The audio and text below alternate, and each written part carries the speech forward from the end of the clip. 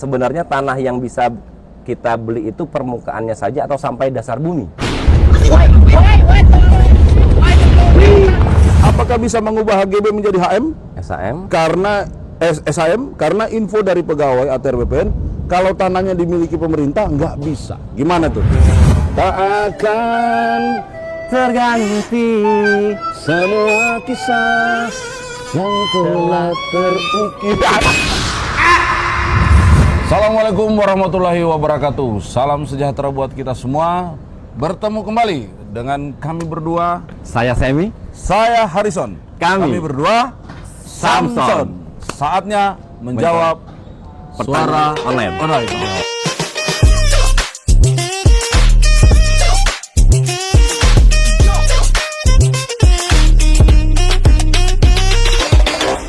Kita berdoa aja mudah-mudahan pertanyaan Bisa kita jawab? Bisa kita jawab. Kalau nggak bisa jawab kita jadi PR. Saya punya sejarah buruk tuh. Kenapa? Kalau ada pertanyaan-pertanyaan begini suka nggak lulus. Ini pertanyaan pertama nih. Tak tek tok tak tek, Oke, tok, ya. siap. Christine Nathan bertanya, apakah benar sertifikat elektronik harus diupdate 3 tahun sekali? Karena katanya Sam, di internet itu beredar kabar seperti itu, bener nggak? Kalau elektronik tidak perlu diupdate ya. Tidak perlu. Jadi kalau sertifikat itu Bang, kita punya datanya di kantor kita, sedangkan masyarakat punya sertifikat.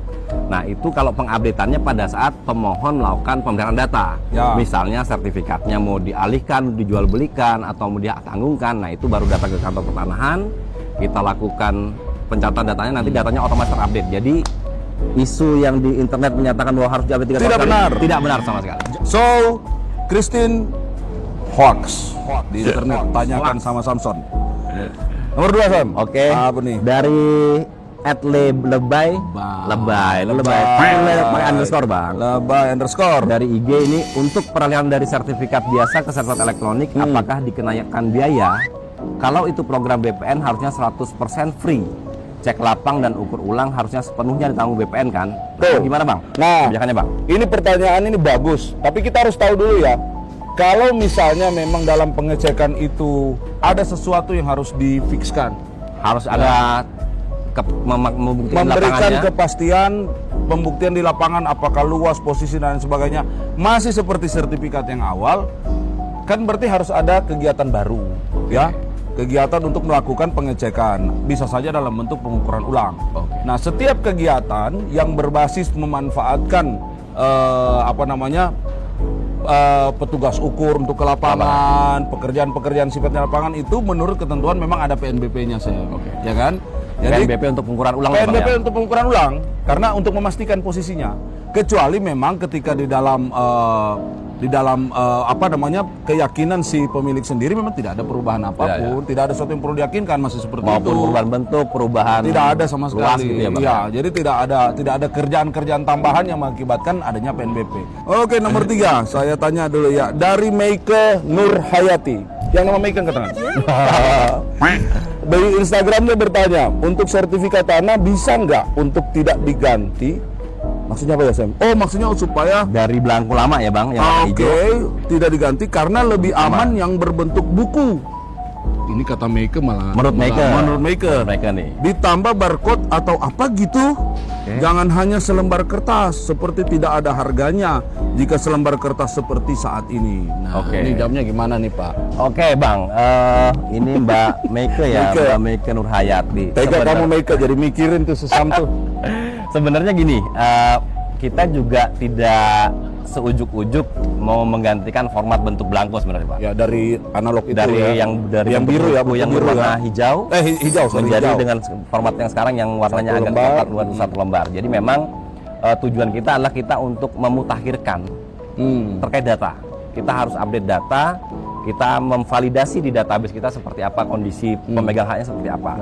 Dan jangan khawatir kalau untuk masalah keamanan Bang, sertifikat elektronik saat ini itu jauh lebih aman daripada si buku belangko yang dalam bentuk belangko sertifikat dalam bentuk buku. Kenapa? Karena memang secara kualitas kertas kita itu kertas kita namakan security paper. Jadi paper. ada kertas yang memiliki unsur keamanan yang kita bisa cek keaslian dan kebenarannya. Betul. Seperti itu. Ini Meike juga nanya nih, Mbok ya tetap aja buku Barcode. pakai barcode. Kan ada barcode-nya juga kan Ada. masalahnya ya. Jadi di sertifikat elektronik itu di bagian belakangnya ada barcode untuk kita menunjukkan letak bidang tanahnya malah bang. Pakai aplikasi. Pakai aplikasi Sentuh Tanahku. Aplikasinya Sentuh Tanahku. Kalau belum di sini download, nih. download dulu. Download di sini Ya kan? nih, ya. Seperti itu. Jadi Langsung ketahuan. kalau masalah keamanan kita jamin yang sertifikat elektronik saat ini yang 1 lembar lebih aman dibandingkan sertifikat analog. Yes. Seperti itu.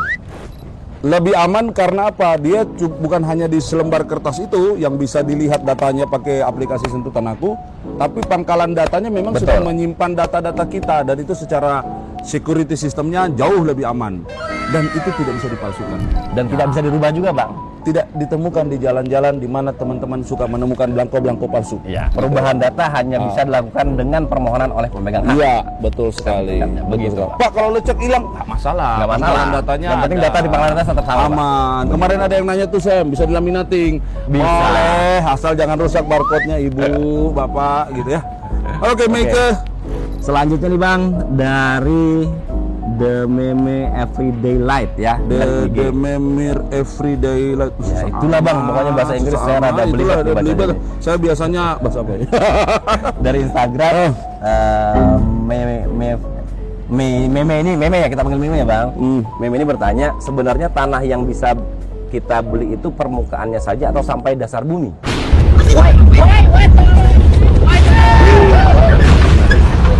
Ada rencana nggak untuk ngatur ini? Setahu saya ya, teman-teman harus tahu ya. Setahu saya memang kita itu sedang dalam proses untuk mengatur pendaftaran tanah atau pengaturan yang berkaitan dengan atas bumi dan bawah bumi. Betul. Ya, gimana? Masalah. Ada ceritanya nggak? Jadi memang teman-teman kita di Direktorat Jenderal Penetapan Hak dan Pendaftaran Tanah saat ini sedang menggodok peraturan Raperpres rencananya, Akan Pak. ada perpres ya? Perpres Peraturan itu, Presiden. terkait dengan penetapan hak untuk RAT dan RBT. Jadi Oke. RAT itu ruang atas tanah, Ruang dan atas RBT tanah, itu ruang bawah tanah, Bang. Ruang bawah tanah. Nah, di mana memang nanti kita Ada ancar-ancar nggak? Ya, jadi gini Bang, untuk ruang bawah tanah kita ambil contoh ya Bang. Itu kita nanti mengenal ada kategorinya ada dangkal, ada dalam. Oke. Dangkal itu dia di range 0 sampai 30 meter dari 0 sampai 30 meter. Oke. Nah, Ya. lebih dari 30 meter itu dianggap Dalam. Nah, begitu. Oke. Dimana memang nantinya ruang atas bawah ruang tanah ini dapat dimanfaatkan oleh pemerintah untuk memanfaatkannya seperti apa? Oh, itu yang ruang dalam. Ruang atas dan ruang bawah. Ruang atas dan ruang bawah. Betul, seperti itu. Oke. Sebenarnya ini juga nanti akan menjawab pertanyaan masalah subway nanti Bang. Kalau MRT kita sudah berjalan, di bawah itu bagaimana pengaturan haknya? Oh ya, jadi bukan saja membangun fasilitas dan lain sebagainya, tapi memastikan ruang-ruang itu Betul. yang memanfaatkan, yang bertanggung jawab siapa gitu ya. Betul, Bang. Kalau sekarang kan, kalau kan memberi hak itu kan ada konsekuensi sosialnya juga ya. Betul. Menjaga Hak segala sosial, macam ya. Nah betul, ini kalau ada tidak kewajiban. punya pemegang haknya siapa dong? Bingung Betul. kan ya? Oke, memang mudah-mudahan membantu sedikit ya. Kalau nggak datang ke markasnya Sam dan Son, kita bisa Jadi kita lebih berapa perdalam jam? lagi. Kita perdalam. Baru Malam jalan. Kak, malam Kak, mau tanya untuk pengisian formulir balik nama sertifikat elektronik dari nama A ke B. Nah di pengisian itu kan ada yang pilihannya 1 peralihan hak, 2 perubahan hak. Jawab. Jadi bingung nih Bang ini Bang Apa ya. maksudnya Jadi nih? Mas Supriyanto ini bingung nih. Jadi memang kalau di kantor pertanahan kita kenal ada form permohonan ya Bang. Form permohonan. di mana itu satu form bisa dipakai untuk beberapa layanan permohonan. Oh, Jadi itu combo. itu kayak choice Bang. Ya, choice. Kita sediakan ada 8 atau 10 itu. uh-uh. Nah, silakan nanti ditandain yang mana yang mau didaftarkan. Oke, oke, Jadi oke. kalau Mas Supriyanto mau memproses untuk balik nama ya hanya dicantum saja yang atau dipilih yang balik namanya saja, Bang. Oke, Seperti oke, itu. oke. Itu sifatnya pilihan. Mas Supriyanto itu ya. Jadi kalau nggak lagi diurus ya nggak usah dicentang, Nggak gitu kan ya. usah. Kita ngurus Nggak peralihan usah sih juga. Peralihan hak ya peralihan aja. Betul, bukan seperti perubahan. itu. Oke. Seperti itu. Ini Sam, siapa lagi? Selanjutnya, Bang, Nomor 6 nih. Ada Heri Muhammad. Ini dari TikTok nih, Bang. TikTok. TikTok. Hai Min. Hai Min Kita juga. bukan Min Hai Min. loh. Hai Her. Kita Samson nih, Bang. Iya. Hai Samson. Samson gitu gitu. harusnya. Hai Min. Saya punya tanah sudah tidak terlalu lama. Oke. Dan rencananya saya mau aktifkan lagi sebagai ladang pertanian. Tetapi saya lupa batas tanahnya. Cara tahu batas tanahnya kembali gimana? Heri aja lupa apalagi Samson. Dan saya mau sekarang bikin surat tanah. Surat tanah ini kita artikan sertifikat. Bang. Sertifikat, ya. Gimana Bang? Gini. Kalau batas tanah itu ya harus diketahui oleh yang punya tanah. Betul. Kalau diketahui oleh saya, tanah saya. Nah, Kalau tanah Mas Heri, ya Mas Heri. Tanah Sam, ya Sam kan sendiri nggak yang mungkin tahu. tanah saya Bang tahu. Nggak kan? mungkin. Dia harus tahu. Nah, kalau memang lupa, ya coba direkonstruksi dulu ya sendiri ya, keliling dulu. Nah, ini hati-hati kalau memang mau bikin surat tanah atau bikin sertifikat, kan memohon atau mendaftar ke kantor. Ada prosesnya untuk ke lapangan, ya. Jadi batas-batas itu akan dipatok. Yang matok itu Mas Heri sendiri, Ya. masyarakat sendiri. BPN tinggal mengikat koordinat yang dipatok itu. Oh, batasnya di sini, tunjukin sendiri sama Mas Herinya. Nanti kemudian kalau memang mau diurus, batas-batas itu apa namanya Sam? Yang harus ada persetujuan batas-batas itu Kontradiktur delimitasi, Pak. delimitasi. Persetujuan batas bidang tanah. Ya, artinya batas-batas yang ditunjuk oleh Mas Heri itu Disetujui, diketahui. betul-betul diketahui dan disetujui oleh para pemilik tanah yang berbatasan, gitu. Ini. Oke, selanjutnya Duster. Namanya Duster. Reka aja Bang ini, Bang. Duster Reka dari TikTok bertanya, apakah ada sambungannya nih. Apakah memasang patok harus dengan pegawai BPN, Kak? Soalnya ada yang memasang patok hanya pihak rumah dan perangkat desa. Nah, gimana tuh? Kalau memasang patok tadi yang sudah Bang Harikson Ya, jelaskan, sempat dia dibahas ya. Siapa? Mas Heri. Heri. Kalau pasang patok itu boleh dilakukan oleh si yang punya tanah. Yes. Begitu. Yes. Tetapi pada saat dimohonkan pengukuran ke kantor pertanahan, Di daftar ya ini ya. petugas BPN akan datang ke kantor pertanahan, yang punya tanah nunjukin patoknya di sini, Pak. Sini. Baru selanjutnya petugas BPN mengambil titik koordinatnya, Bang. sesuai Oh, patok oke, harusnya. koordinat 4 koordinat nih. 4 koordinat. 4 koordinat. Tergantung bentuk tanahnya, Bang. Oh iya bisa Ya, bisa banyak, bisa Yes. Ya. Nah, jadi patok bisa dipasang oleh pemegang tanah, tapi pada saat akan berproses dimohonkan pengukuran, nah ini memang harus titik koordinatnya diambil oleh juru ukur kantor pertanahan atau BPN.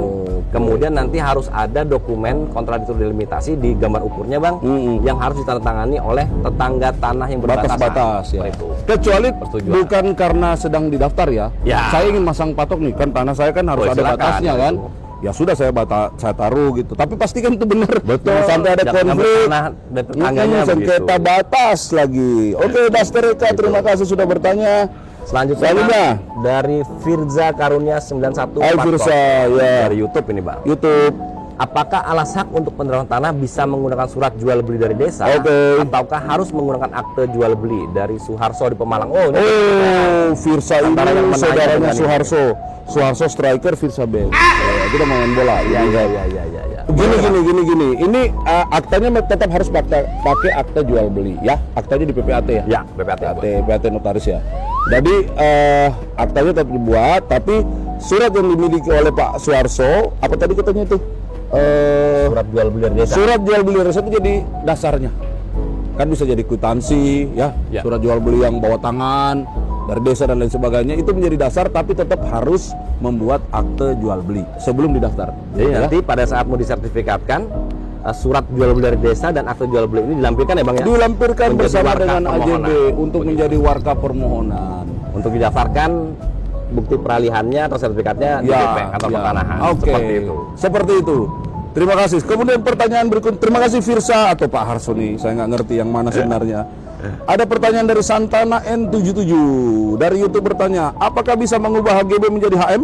SAM. Karena SHM karena info dari pegawai ATR BPN kalau tanahnya dimiliki pemerintah nggak bisa. Gimana tuh? Oke. Sam, bagaimana maksudnya apa ya? HGB dia punya HGB ya? Mungkin ini Mbak Santana. apa nih? Bro apa sis nih? I don't know. Oh. Ini mungkin Santana ini dia punya sertifikat HGB ya, Bang? Punya sertifikat HGB, kemudian mau dirubah menjadi SAM nih. Ya. Pertanyaan kita yang pertama mungkin ini kurang lengkap ya, Bang, pertanyaannya. Kurang lengkap.